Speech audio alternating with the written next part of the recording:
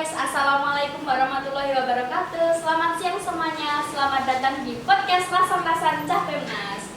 Nah, berhubung podcast ini masih awal atau pertama kali, perkenalkan saya sebagai host di podcast Rasan-Rasan Cah Pemnas ini. Perkenalkan, nama saya Huzana Tifaza, kelas 12 Multimedia 1, angkatan 2021. Nah, podcast ini dibuat oleh tim kreatif DKV Desain Komunikasi Visual yang bertujuan untuk memperkenalkan SMK Pembangunan Nasional Sukoharjo beserta guru dan siswanya. Nah, untuk podcast pertama ini, inilah bintang tamu kita hari ini, yaitu Pak Mualim Akbar, Sarjana Pendidikan yang saat ini sedang menjabat sebagai Wakafhumas di SMK Pembangunan Nasional Sukoharjo ini. Halo Pak Mualim. Ya, halo. Selamat siang. Selamat siang. Bagaimana Pak kabarnya Pak? Alhamdulillah luar biasa, sehat. Nah, oke Pak, sebelum kita memulai podcast ini, monggo perkenalkan panjenengan agar penonton bisa kenal. Kata patah tak kenal maka tak sayang. Siap. Pak. Terima kasih. Assalamualaikum warahmatullahi wabarakatuh. Waalaikumsalam warahmatullahi Perkenalkan, wabarakatuh. nama saya Mualim Akbar Yusuf. Saya di sini sebagai Waka Bidang Humasan SMK Pembangunan Nasional Sukoharjo. Nah, kita langsung tanya aja ya Pak. Silakan. Nah, kira-kira awal mula Pak Mualim kerja di sini itu gimana sih Pak? Kok sampai bisa jadi Wakafhumas di SMK Pembangunan Nasional Sukoharjo ini Pak? Kalau awal kerja dimulai masuk sini 2015. Ya, tahun ajaran baru 2015-2016. Sebelumnya saya sudah bekerja di beberapa tempat, beberapa perusahaan. Jadi saya di sini sudah kurang lebih 8 tahun nggak tahu sampai sekarang. Kemudian kalau awal menjadi Wakafhumas, awalnya dulu jadi guru biasa, kemudian jadi staf humas dulu. Kalau kemarin Wakafhumasnya Bu Wahyu yang sekarang sudah pindah ke SMK SMA Negeri. Kemudian setelah Bu Wahyu tidak di humas, saya dari staf kemudian diberi amanat untuk menjadi Wakafhumas dan sampai sekarang. Oh gitu ya Mbak. Nah, kira-kira tugas utama dari humas itu apa saja? Kalau tugas utama humas di SMK itu yang pertama pokoknya nanti dengan kegiatan prakrin, praktek kerja industri yang pertama. Kemudian yang kedua ada kunjungan industri, yang selanjutnya mungkin untuk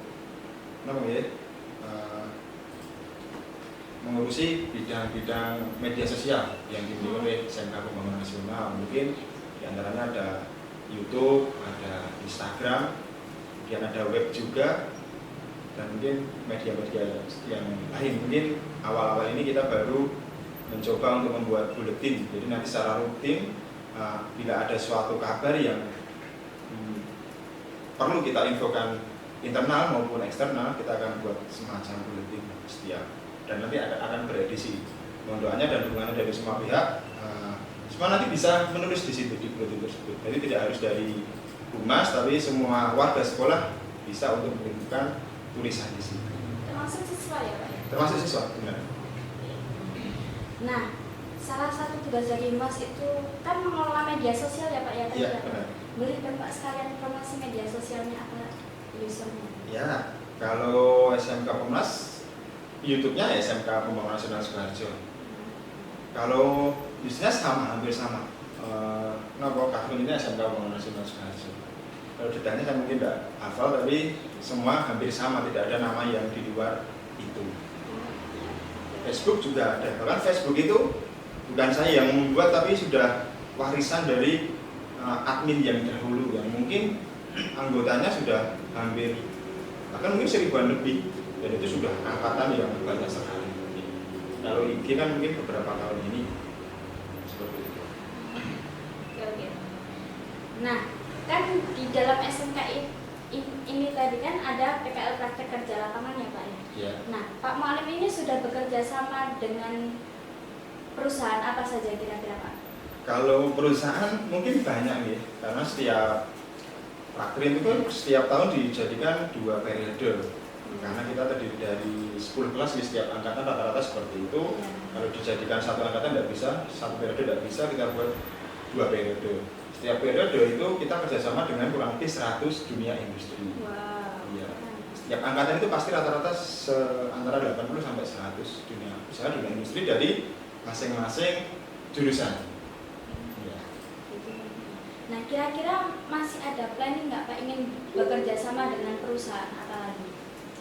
Planning sebenarnya banyak. Yang pertama, saya memprogramkan dengan jurusan, setiap jurusan, saya berharap memiliki prakirin pilihan. Nah, ini memiliki kerjasama dengan prakirin pilihan. Bedanya apa prakirin pilihan dengan prakirin reguler? Kalau prakirin reguler kan dilaksanakan secara bersama-sama, satu kelas berangkat prakirin semua. Tapi kalau prakirin pilihan itu hanya siswa-siswa yang benar-benar dipilih dan siap untuk melaksanakan prakirin pilihan tersebut. Dan dalam hal Dudi, biasanya PKL pilihan juga Dudi-Dudi yang memiliki brand. Nah, misalkan untuk jurusan teknik otomotif yang sekarang ada yang PKL di sana, misalkan di Isuzu Solo Madu, misalkan yang lain ada Nissan, ada Toyota, atau mungkin yang banyak untuk jurusan otomotif ada di Ahas. Kalau seperti itu kan pasti semua sudah tahu, oh itu bengkel besar. Nah, dengan adanya prakirin pilihan diharapkan siswa memiliki etos kerja yang lebih baik. Karena apa? Dia merasakan bekerja bersama di industri besar selama 3 bulan. Setiap periode nanti 3 bulan. Disiplin juga lebih karena mungkin kalau di bengkel resmi itu seperti orang sekolah, berangkat harus jam 7:30, ya harus 7:30. Kalau tidak dikatakan telat. Kemudian untuk pengalaman. Jadi kalau di lapangan kan anak-anak lebih dapat pengalaman. Kenapa? Karena kalau di sekolah kita hanya bertemu teman, guru, mungkin interaksinya hanya sebatas itu. Nah, dengan karakter yang hampir sama setiap hari. Kalau di luar, di bengkel luar, otomatis setiap hari akan ketemu pelanggan yang berbeda-beda, karakter yang berbeda-beda. Itu diharapkan bisa membentuk karakter siswa, mentalitas siswa, sehingga nanti bila lulus sudah siap menjadi tenaga yang terampil di dunia kerja. Itu berarti salah satu manfaat dari ini ya Pak ya, PKL ya Pak? Iya, benar sekali. Itu tadi kan ada PKL pilihan ya Pak, Ya. Pasti ada syarat-syaratnya. Kira-kira syarat-syaratnya apa saja Pak? Iya, untuk prakirin pilihan sebenarnya tidak ada syarat khusus, tidak harus ranking 1 sampai 3 misalkan, tidak harus tingginya berapa, enggak. Yang penting siswa memiliki keinginan yang kuat dan siap untuk tanggung jawab untuk melaksanakan prakirin tersebut dengan sebaik-baiknya tanpa menimbulkan suatu masalah saat nanti di lapangan. Jadi semua siswa berhak. Paling kita memperhatikan yang pertama mungkin absensinya, kalau pas sekolah ya harus bagus. Kemudian izin dari orang tua, izin dari wali kelas. Dengan seperti itu kan kita memiliki filter bahwa siswa yang akan kita berangkatkan prakirin pilihan itu benar-benar siswa yang memiliki tanggung jawab yang lebih, disiplin yang bagus seperti itu. Kira-kira Pak Mualim kerja di Humas ini sudah berapa tahun Pak?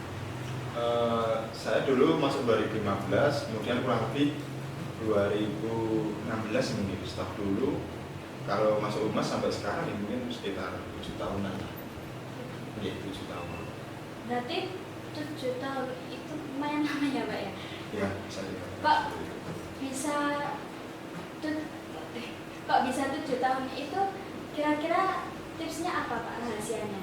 Tips mungkin di posisi Humas sampai sekarang bisa 7 tahun dulu.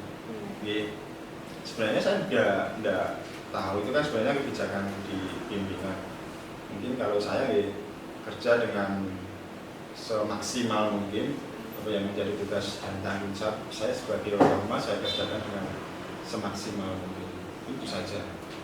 Dan untuk komunikasi dengan yang lain ya usahakan sebaik mungkin, jadi kita bisa diterima di manapun, dengan teman ataupun dengan atasan. Itu yang biasanya menjadi pegangan saya. Gitu ya Pak. Nah, kira-kira kalau kesah Pak Mualim kerja di SMK Pembangunan Nasional ini apa sih Pak? Keluh kesah. Ya. Mungkin kalau nanti saya berkeluh malah menceritakan keadaan yang kurang menyenangkan. Mungkin tidak ada, semua pekerja saya rasa pasti memiliki suatu yang memang harus membutuhkan fight atau tenaga yang maksimal, dan wajar saja keluh kesah di dunia manapun pasti kerja juga seperti itu. Jadi tinggal kita bagaimana bisa menyesuaikan saja. Ini mungkin semangat itu aja. Sebagai tanggung jawab di rumah memiliki anak istri yang harus kita carikan nafkah itu bisa menjadi motivasi untuk bekerja setiap hari. Mungkin Pak Malim ada saran dan kritik untuk SMK Pembangunan Nasional Sukoharjo ini, Pak?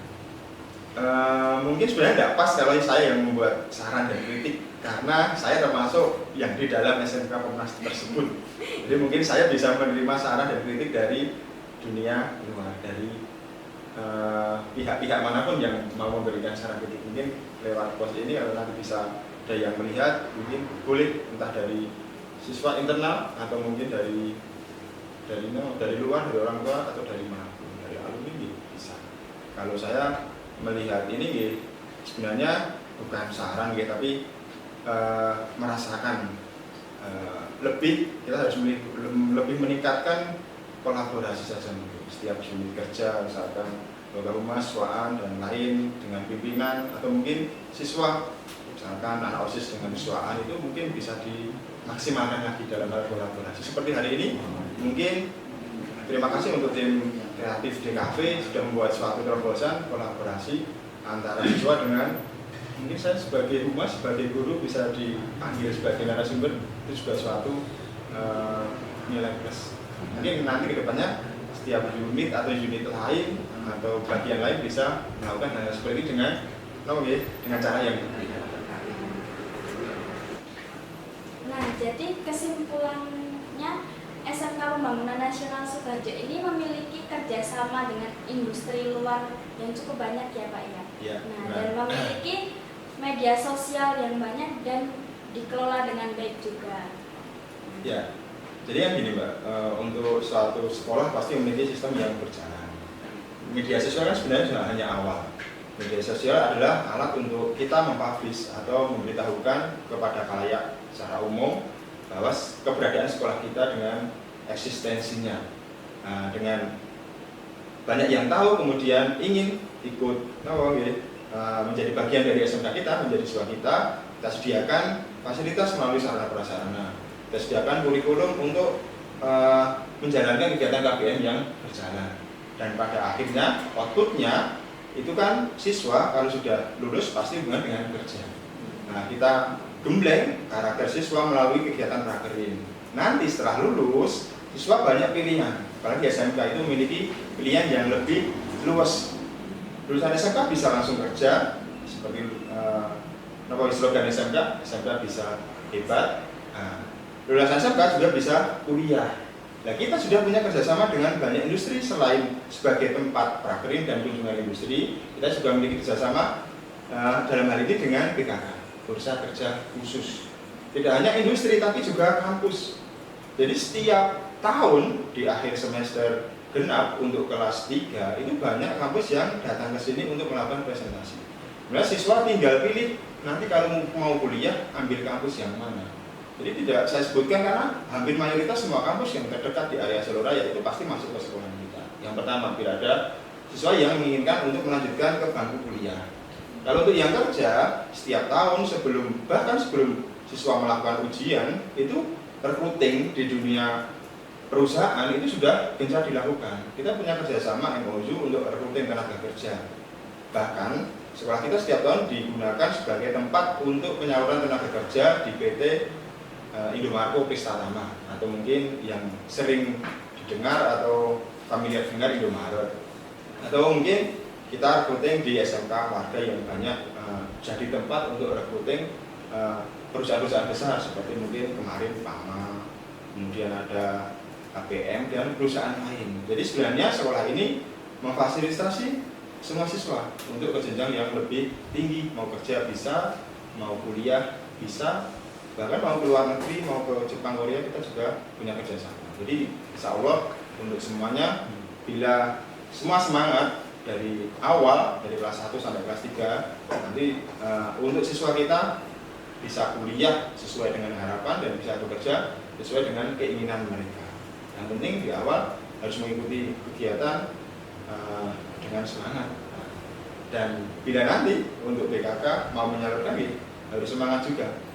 Nah, jadi kita sering saat kelas 3 itu Windri namanya BKK di SMK kita itu memberi banyak ajakan, ayo semua ikut. Kalau otomatis banyak yang ikut, nanti banyak yang keterima. Jadi lulus SMK Pembangunan Nasional sudah tidak bingung lagi, sudah diterima di perusahaan bahkan sebelum ijazahnya keluar. Oke Pak, terima kasih Pak Malim atas Sama-sama. waktunya Pak. Nah, dan terima kasih juga untuk yang menonton podcast ini. Dan terima kasih juga terutama untuk tim kreatif DKV, Desain Komunikasi Visual yang ada di belakang kamera ini. Nah, untuk kalian teman-teman yang ingin memberikan kritik dan saran, komen di bawah ini. Dan jangan lupa like, komen, dan subscribe, dan share ke teman-teman kalian. Nah, saya Khozana Tifaza sebagai host di podcast ini pamit undur diri. Wassalamualaikum warahmatullahi wabarakatuh. Waalaikumsalam.